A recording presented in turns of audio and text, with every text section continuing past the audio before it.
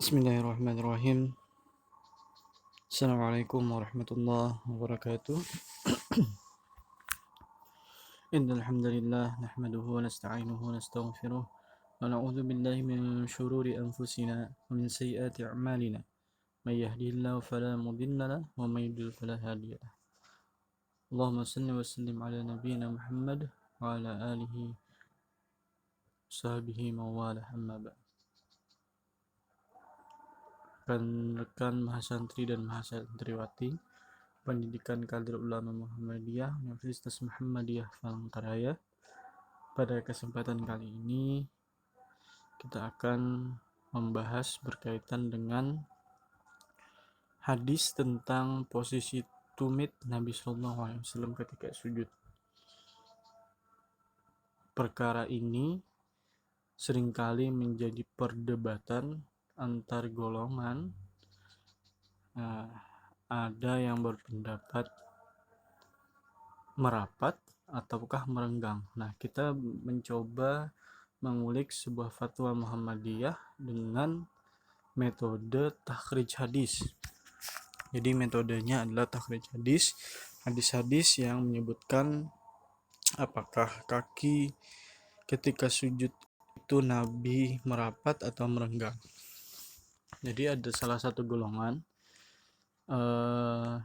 Salafi contohnya yang mengatakan bahwa itu merapat, kaki merapat bukan merenggang. Lantas apakah itu benar atau seperti apa hadis tersebut? Nah, dari posisi ini ada gambar 1 yang merapat, ada gambar 2 yang merenggang.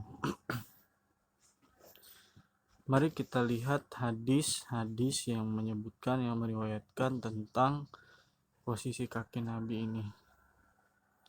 Jadi suatu ketika saya teringat kisah Ustadz saya terkait dengan kejadian ini. Beliau sholat di Masjid Al-Jihad di Banjarmasin kalau kalian pernah.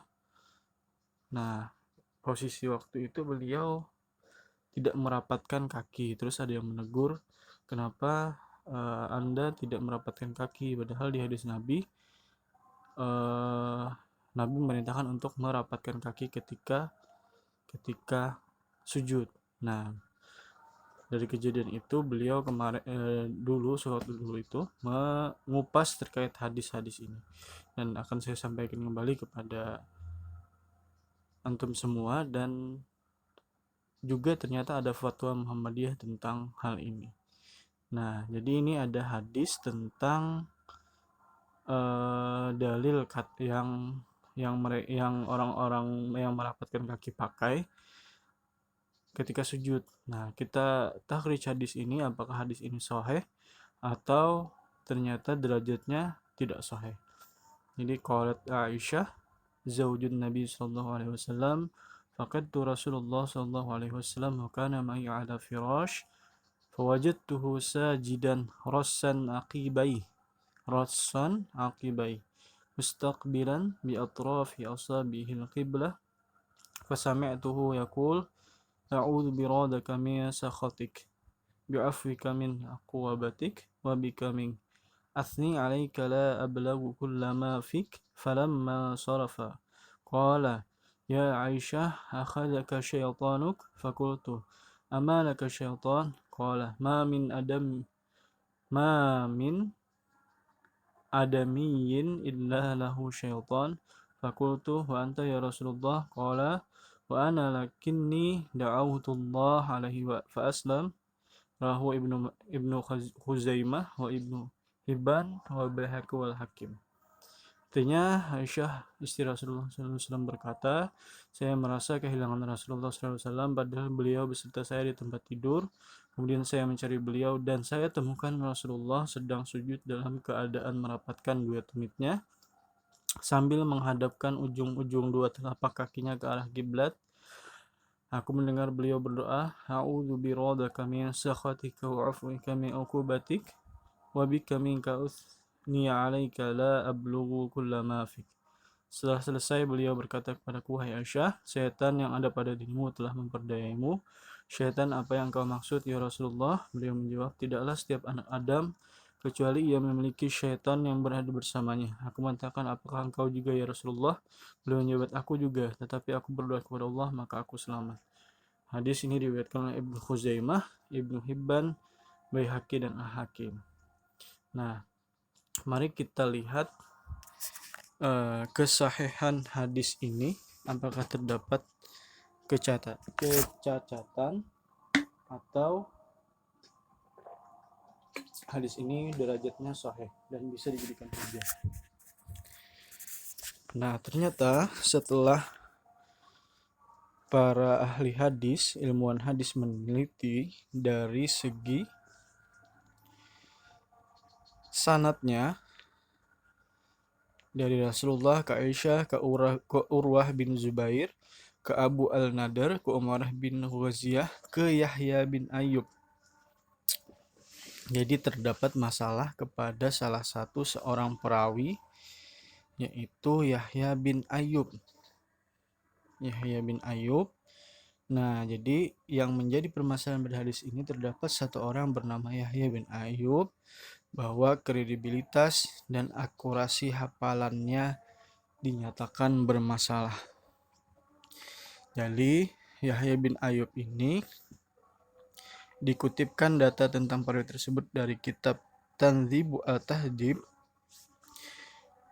volume 11 halaman 163 karya Ibnu Hajar Al-Asqalani. Ini kitabnya, kitab yang membahas terkait biodata para perawi-perawi hadis, ada di kitab beliau ini yang dikarang oleh Ibnu Hajar Al-Asqalani. Nah, nama Yahya bin Ayub Al-Ghafiqi Abu Abbas Al-Misri, juluki bapaknya Abbas, berasal dari Mesir. Nah, jadi beliau ini ternyata terkenal hafalannya lemah. Walaupun ada yang ulama yang mendabitkan atau mensikahkan beliau ini, tapi ada ulama juga, banyak ulama yang meragukan ataupun dalam hal ini menyatakan bahwa hafalannya lemah. Jadi ketika ada satu orang perawi hadis yang tidak jumhur ulama menyatakan dia thiqah atau kredibel, maka dinyatakan orang itu ada bermasalah, perawi itu bermasalah. Dan pendapat yang paling kuat, tidak bisa dijadikan hujah. Nah, ini ada penilaian ulama terhadap Yahya bin Ayub tadi. Ini ada Imam Ahmad, hafalannya lemah. Ibnu Ma'in thiqah. Ibnu Abi Hatim jujur, hadisnya dapat terus tetapi tidak dijadikan hujah. Nah, Abu Daud menyatakan thiqah. Nasai ya tidak apa-apa, di lain kesempatan ia menilai Yahya tidak kuat. Ibnu Hibban thiqah. Ibnu Sa'ad mungkarul hadis, jadi hadisnya itu mungkar dikatakan oleh Ibnu Sa'ad. Nah, Daruqutni di sebagian hadisnya ada ketumpang tindihan. Tirmizi mengutip Bukhari thiqah. Ismaili tidak dapat dijadikan hujah. Nah, Abu Jar'ah ada kecacatan dalam hafalannya. Ibnu Adi, jika ia menerima hadisnya dari dua orang thiqah, hadisnya tidak mungkar, ia jujur. Pilih masukannya ke dalam orang-orang yang lemah. Nah, jadi banyak dari persentase ini, banyak ulama yang menilai bahwa dia hafalannya lemah, terdapat mungkar atau dalam hafalannya itu tidak bisa dijadikan hujah. Mungkin beliau pelupa atau segala macam. Nah, itu yang membuat hadis yang beliau riwayatkan, jika ada beliau periwayatnya, maka dinyatakan tidak bisa dijadikan hujah. Nah, selain itu, selain meneliti para perawi, kemudian kethikahan, kedabitan para perawi, dicari lagi apakah ada hadis yang serupa, yang punya korelasi yang mirip redaksinya dengan hadis yang tadi. Ternyata ada yang diriwayatkan oleh hadis riwayat Muslim dan An-Nasai, yang bunyinya, an Aisyah qalat faqadtu Rasulullah sallallahu alaihi wasallam lailatan minal firash faltamastuhu fawaqat biyadi ala batni qadamaihi wa huwa fil masjid wa huma mansubatan wa huwa yaqul Allahumma a'udzubika biradhaka min sakhatika bimu'afatika min uqwayatika wa a'udzubika minka la uqsi thana'an 'alaik anta kama athnayta 'ala nafsik. Jadi dari Aisyah dia berkata, aku merasa kehilangan Rasulullah suatu malam hari di tempat tidur, maka aku cari beliau. Selanjutnya kenalah satu telapak tanganku pada dua telapak kaki Rasulullah SAW ketika beliau berada di masjid. Dua telapak kaki beliau tegak, beliau berdoa, ya Allah, aku berlindung dari kemarahanmu dengan keridaanmu, berlindung dengan ampunanmu dari siksaanmu, saya berlindung siksaan, aku berlindung padamu. Aku tidak menghitung pujian bagimu, yakni engkau seperti engkau memuji pada dirimu. Nah, jadi kan rumah Rasulullah itu bersampingan, cuma berbatasan dengan tirai atau tembok dengan masjid. Nah ini hadisnya redaksinya mirip dan diriwayatkan oleh Muslim dan An-Nasai, tapi di hadis ini tidak ada riwayat yang bernama Yahya bin Ayub. Nah, jadi di hadis ini tidak menyebutkan posisi kaki Nabi sujud, cuma menyebutkan bahwa telapak tangan Aisyah itu berada di telapak kaki Rasulullah, tidak menyebutkan posisi kaki beliau ketika sujud. Nah, dan hadis ini derajatnya ternyata karena hadis riwayat Muslim lebih sahih dari hadis yang tadi. Jadi secara ilmiah dapat kita lihat bahwa Yahya bin Ayub tadi ada tambahan mungkin tumbang tindih karena hafalan beliau lemah, maka terdapat redaksi itu, padahal di hadis lain tidak ada yang menyebutkan bahwa posisi sujud Nabi itu dengan merapatkan. Nah, itu hadis pertama yang selama ini menjadi hujah bagi orang-orang yang beranggapan bahwa posisi kaki atau tumit saat sujud itu harus merapat. Walau ada di hadis Abu Daud juga, tapi di hadis Abu Daud tersebut juga dinyatakan bahwa hadis itu dhaif, ya. Ini salah satu metode tahrij hadis, kritik hadis yang dilakukan oleh PP Muhammadiyah. Jadi begitupun juga dengan keilmuan hadis, dilakukanlah seperti ini metodenya, mencari per orang, terus dilihat kitab-kitab riwayat dari seorang perawi tersebut apakah bisa dikatakan thiqah atau kredibel, dan dicari hadis-hadis yang serupa. Ya, itu jadi kesimpulannya, saat ini yang merapat kaki pun hadisnya tidak dapat dijadikan hujah. Terus kita lihat bagaimana yang merenggangkan kaki. Jadi an Abi Humaidin bihadzal hadithi qala wa idza sajada farraja bainahu fakhidaihi ghairu hamilin batnahu ala syai'in min fakhidaihi. Artinya dari Abu Humaid yang meriwayatkan sifat salat Nabi bahwa beliau apabila sujud merenggangkan kedua pahanya dan tidak membebankan perutnya pada kedua pahanya. Nah, hadis ini tidak secara eksplisit menyebutkan merapatkan kaki, tapi paha ini merenggangkan kaki tapi merenggangkan paha. Tapi ketika paha renggang otomatis tumit juga akan renggang. Nah, kritik hadis ini juga dari segi perawi, ada namanya Utbah. Nah, dilakukan penelitian, ditemukan data bahwa menurut Nasruddin Albani dalam Irwaul Ghalih jilid 2 halaman 80, kemudian perawi yang bernama Utbah adalah jaringan sanad di atas bernama lengkap Utbah bin Al-Hakim Al-Hamdani. Jika nama lengkapnya Utbah menurut Albani tersebut benar, maka berarti ia adalah sosok lemah dhaif.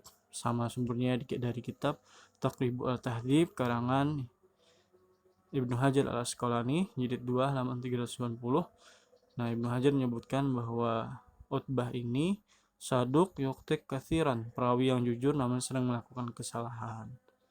Kesalahannya bisa jadi juga hafalannya lemah, terus dalam keadaan beliau sering melakukan kesalahan. Nah, jadi dua hadis yang menyatakan rapat dan renggang setelah diteliti, ternyata hadisnya dari segi perawi terdapat kecacatan dan tidak masuk derajat makbulah, baik hadis hasan maupun hadis sahih. Jadi hadisnya dhaif karena terdapat perawi yang baik lemah hafalannya maupun sering melakukan kesalahan. Apa kesimpulannya? Maka sesuai dengan tarjih ataupun fatwa Muhammadiyah, hadis Aisyah dari Muslim dan An-Nasai sahih, tetapi tidak ada di dalamnya dialah keterangan yang menunjukkan. Nah, jadi yang sahih itu yang diriwayatkan Aisyah dan Muslim tadi, ya, bukan yang dari Ibnu Huzaimah dan kawan-kawan tadi tentang posisi kaki. Jadi hadisnya tidak menyebutkan adanya posisi kaki Nabi Shallallahu Alaihi Wasallam. Hadisnya sahih yang ini tadi. Nah, ini yang sahih diriwayatkan Muslim dan Nasai. Nah, ini yang lemah. Ada perbedaan ya. Ini yang lemah tadi. Ada perbedaan, ini menyebutkan posisi Nabi ketika sujud, sedangkan yang sahih ini tidak. Walaupun redaksinya mirip. Nah, jadi tidak menyebutkan keterangan yang menunjukkan tentang posisi kaki Nabi ketika sujud. Baik hadis yang menyebutkan kaki Rasulullah SAW merapat dan melanggang ketika sujud, kedua-duanya adalah dhaif, sehingga keduanya tidak bisa dijadikan hujah kita dalam beramaliyah. Nah, jadi karena tidak ada satupun informasi yang sahih mengenai hal ini, maka dapat dipilih posisi manapun yang nyaman untuk dilakukan, baik renggang maupun rapat. Ketika itu nyaman, maka tidak jadi permasalahan dan jangan jadi perdebatan lagi nanti di kalangan masyarakat. Ada yang merapatkan, ada yang merenggangkan, itu jadi perdebatan. Ternyata hujah dari kedua-dua hadis itu sama-sama hadis tersebut sama-sama dhaif dan tidak bisa dijadikan hujah. Itu kesimpulannya. Jadi wallahu a'lam bishawab, semoga bermanfaat. Itu dari bagian bagaimana mentahrij hadis, dan ini kita ambil dari salah satu fatwa Muhammadiyah, bagaimana metode Muhammadiyah mengeluarkan fatwa melihat kesahihan hadis. Nah, dalam perkara ini berarti tidak ada keterangan yang menyebutkan rapat atau renggang.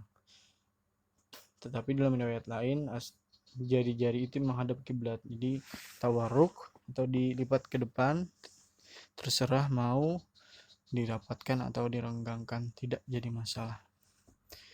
Wallahu a'lam bishawab. Nasrun minallahi fathun qarib. Subhanakallahumma wa bihamdika asyhadu an la ilaha illa anta astaghfiruka wa atubu ilaik. Assalamualaikum warahmatullahi wabarakatuh.